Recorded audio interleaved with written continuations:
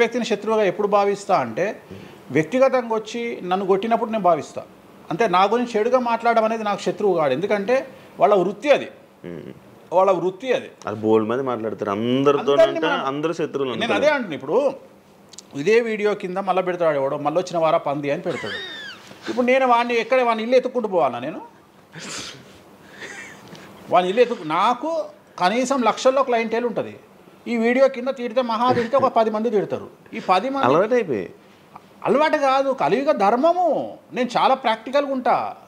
నేను చాలా లేకపోతే ఎంత దమ్ము ఉంటే ధనిష్టలా నేను వచ్చి మందు తాగుతా, నాన్ వెజ్ పెడతా అని చెప్పుకోవాలంటే చాలా విషయం ఉండాలి, మామూలు విషయం కాదు. ఈ కమ్యూనిటీలో తట్టుకోవాలి. అందుకనే నేనేమంటున్నా, ఒక బ్రాహ్మడు అనగానే ఇప్పుడు ఉదాహరణ ఒక పెద్ద పూజారి ఉన్నాడు ఏ గుడికి, ఆ పెద్ద పూజారిని టార్గెట్ చేయాలంటే ఫస్ట్ టార్గెట్ చేసేది నాన్ వెజ్ తింటాడు, లిక్కర్ ముట్టుకుంటాడు అని చెప్తారు. అందుకని నేనే నా బట్టలు ఇప్పేసుకుంటున్నా. అవకాశం లేదు అంటే నేను ఆల్మోస్ట్ అండర్వేర్తో సహా అన్ని ఇప్పేసిన. ఒకవేళ నేను అండర్వేర్ ఉంటే అదే అన్న లాగుదామని కూడా వస్తుండే, నేను అది కూడా ఇప్పేసిన. ఇంకేముంది నా నాయన నన్ను ఇప్పడానికి? నా దగ్గర ఏం లేదు కదా. ఇప్పుడు నువ్వేమైనా కొత్తవి చూపిస్తే ఏం చూపిస్తావు? నువ్వేం చూపిస్తావు? సుప్రీంకోర్టు ఇచ్చిన ఆర్డర్ ప్రకారం నేను వేరే అమ్మాయితో పడుకున్నా, అమ్మాయితో ఇష్టంతో పడుకుంటే అది కూడా నాకేం తప్పు లేదు. ఇంకా నువ్వు నాకు ఏం చూపిస్తావు? నేను ఎప్పుడన్నా నేను సామాజికానికి వ్యతిరేకంగా చేసినప్పుడు, శాస్త్రానికి వ్యతిరేకంగా చేసినప్పుడు నువ్వు నా గురించి వ్యతిరేకంగా చూపిస్తావు. అంతే తప్ప నా దగ్గర ఏమున్నాయని చూపిస్తావు? నేను చచ్చే వరకు చూపించలేవు. నేను నన్ను బొందబెట్టే వరకు, నన్ను తగలబెట్టే వరకు నేను తప్పు చేసినా అని చూపించలేవు. నేను చెయ్యను. మీరే చెప్పేసుకుంటున్నారు. నేనే చెయ్యను. నేను ఇప్పుడు పైసలు లేనివాడు, పైసలు పోగొట్టుకున్నవాడు బెట్టింగ్లోకి పోతాడు. లేదా ఇప్పుడు కొత్త వ్యవహారాలు ఉన్నాయి. ఒకడేమో నిధులు దొరుకుతాయని పోతాడు, ఒకడేమో రైస్ పుల్లర్ అని పోతాడు.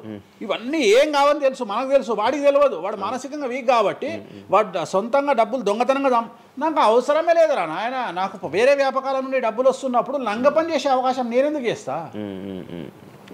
నాకు అవసరమే లేదు. నన్ను లంగ పని చేయమని చెప్తే నేను చెయ్య. నాకు వద్దు. నేను లంగ పని చేసే సవ్వాలే లేదు, నాకు అవసరం లేదు. రెండోది ఏంటంటే నా దగ్గరికి రానంత వరకే నా గురించి నెగిటివ్గా మాట్లాడతారు. ఒక్కసారి నా ఆఫీస్లోకి ఎంటర్ అయ్యారు అంటే వానికే అర్థమైపోతుంది, నీ అమ్మాయి కుల్లా ఉన్నాడు రా నాయన, ఈయనతో వేస్ట్, ఈయన దగ్గర ఏం దొరకదు. రెండవది, ఇవాళ ఎక్కడ పడితే అక్కడ కెమెరాలు పెట్టుకొచ్చేటువంటి స్థాయిలో ఇది మనకు సైన్స్ పెరిగింది. ముక్కు పుల్లలు కూడా పెట్టుకొస్తారు, చౌకమ్మలు కూడా పెట్టుకొస్తారు. నేను లంగ పని చేస్తే కూర్చొని 2 నిమిషాలు దొరకబట్టి టెలికాస్ట్ చేస్తారు. కానీ మాటలున్నాయి, క్లారిటీ సాక్ష్యం లేదు. ఇక మరి ఏం చేస్తాను నేను? పోనీ నేను అందరిలాగా దాచిపెట్టే మనిషిని కాదు, దొంగతనంగా లంగపనంగా డోర్లు అన్నీ కుల్లా ఉన్నాయి. మీరు ఎక్కడికొచ్చినా మాట్లాడి నా ఆఫీస్లో ఏమైనా చేయండి, ఓపెన్గా పూజలు చేస్తా. ఇంకోటి వేరేటోడు పెట్టే కానీ నేనే పూజ పెడుతున్నా. ఇంకోటి రెండోది, బాటిల్ కూడా నా చేతిలో పట్టుకొని అమ్మవారికి నైవేద్యం చేస్తున్నా. పోనీ నేను బాటిల్ దొంగతనంగా ఇది మందు బాటిల్ కాదు అని చెప్తలేను, blue label bottle, royal salute bottle నేనే పోసి మరి అమ్మవారికి నైవేద్యం చేస్తున్నా. ఇంకా ఎక్కడనే దాపరికం ఉంది? ఇంకా బాటిల్స్ కూడా కాస్ట్లీ, అంటే పెద్ద గెస్టులకే అవి పెద్ద వాళ్ళ విఐపీ రేంజ్ని బట్టి పెడతాం. నార్మల్ వాళ్ళు వస్తే వాళ్ళకి తగ్గట్టి వాళ్ళ ఇష్టం. ఇప్పుడు ఉదాహరణ బాలయ్యబాబుకి చేస్తే మ్యాన్షన్ పెడతాం.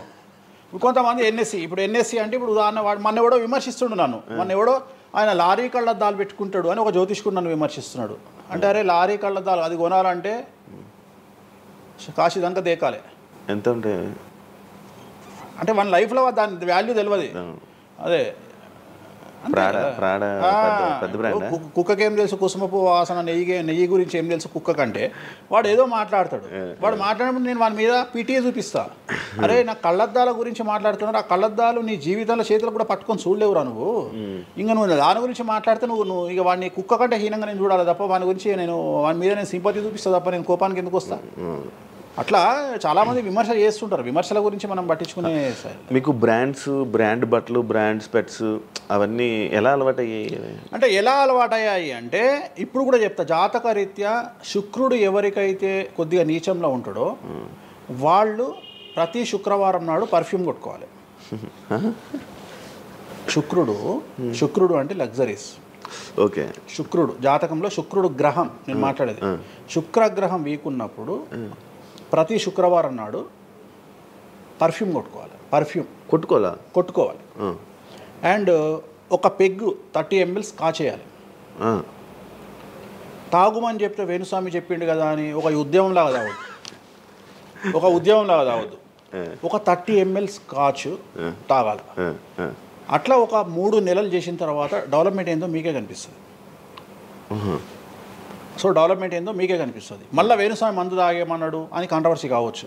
డాక్టర్లే చెప్తారు, డాక్టర్లే 30 ml తాగితే హార్ట్కి మంచిది, బీపీకి మంచిది అని చెప్తారు. కానీ డాక్టర్ల పేరు అడ్డం పెట్టుకొని కుంభాలు తాగుతారనే భయానికి డాక్టర్లు చెప్పరు, ఆపేశారు. 30 ml అనేది చాలా మంచిది, బట్ నేను రోజు తాగమంటలేను. శుక్రవారం నాడు మాత్రమే, అది కూడా శుక్రుడు నీచంలో ఉంటే, శుక్రుడు 6వ ఇంట్లో, 12వ ఇంట్లో, 8వ ఇంట్లో ఉన్న శుక్రుడి మీద శని దృష్టి ఉన్న జాతకరీత్యా మీరు శుక్రవారం నాడు 30 ml పెగ్గు తాగండి నైటు. అది కూడా ఫ్యామిలీతోని మహమ్మద్ రఫీ పాటలు పెట్టుకొని, ఏఆర్ రెహమాన్ పాటలు పెట్టుకొని, ఇళయరాజా పాటలు పెట్టుకొని ఆ పెగ్గు తాగి ఆ పాటలు ఎంజాయ్ చేసి పండుకోండి హ్యాపీగా. సో మీ లైఫ్ ఎట్లుంటుందో చూడండి.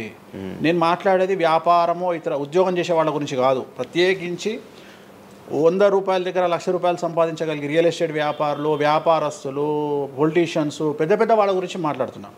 టీచర్లు, అటెండర్ల గురించి నేను మాట్లాడతలేను. టీచర్ ఎంత తాగినా తాగుడు మిగులుతుంది తప్ప పైసలు రావు, ఎందుకంటే ఆయన జీతం అంతే కాబట్టి.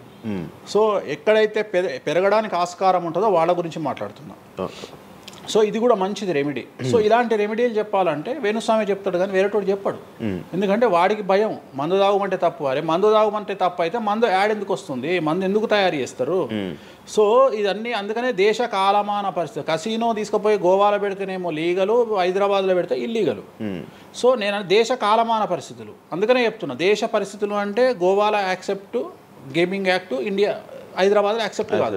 సో అదే చెప్తున్నా, ఒక దగ్గర విడాకులు అనేవి ఇండియాలో కష్టము, అమెరికాలో ఈజీ. అమెరికాలో 10 విడాకులు తీసుకున్నా ఎవడు పట్టించుకోడు. సో ఇవన్నీ కామన్. ఒకప్పుడు ఒక పెళ్లి చేసుకో, రెండో పెళ్లి అనేది చాలా పెద్ద విషయం. ఇవాళ తెలుగు సమాజం కానీ ఎంత గొప్పదైపోయిందంటే 5వ పెళ్లికి కూడా శుభమా అంటూ 5వ పెళ్లి అంటున్నారు. కాబట్టి చాలా వైడ్ రేంజ్ ఆఫ్ థింకింగ్ అనేది మారిపోయింది. కాబట్టి వేణుస్వామి కూడా మారిండు దాంట్లో, సింపుల్ అంతే, ఏం లేదు. ఇనయ మీ ఫ్రెండే స్వామి? ఇనయ ఫ్రెండ్ అనే పదం తప్పు కదా, ఫాలోవర్స్ ఉంటారు, నా క్లయింట్లు ఉంటారు, నా క్లయింట్లు ఉంటారు, అంతేగాని. తనకి బాయ్ ఫ్రెండ్ రీసెంట్గా బాయ్ ఫ్రెండ్ వచ్చి బ్రేకప్ అయింది కదా, మరి మీరు చెప్పలేదా తనకి? ఇలా నాకు సంబంధం లేదు. మీ దగ్గర కూడా పూజ చేయించుకున్నారు కదా మీ దగ్గర. నేను పూజ చేసింది ఆమె పర్సనల్ ఇష్యూ కోసం కాదు కదా, నేను ఆమె పూజ చేసింది సినిమా కోసం చేసిన. ఇప్పుడు రాజాసార్లు ఆమె చేస్తుంది కదా, ప్రభాస్ సినిమాలో ఆమె యాక్టింగ్ చేస్తుంది.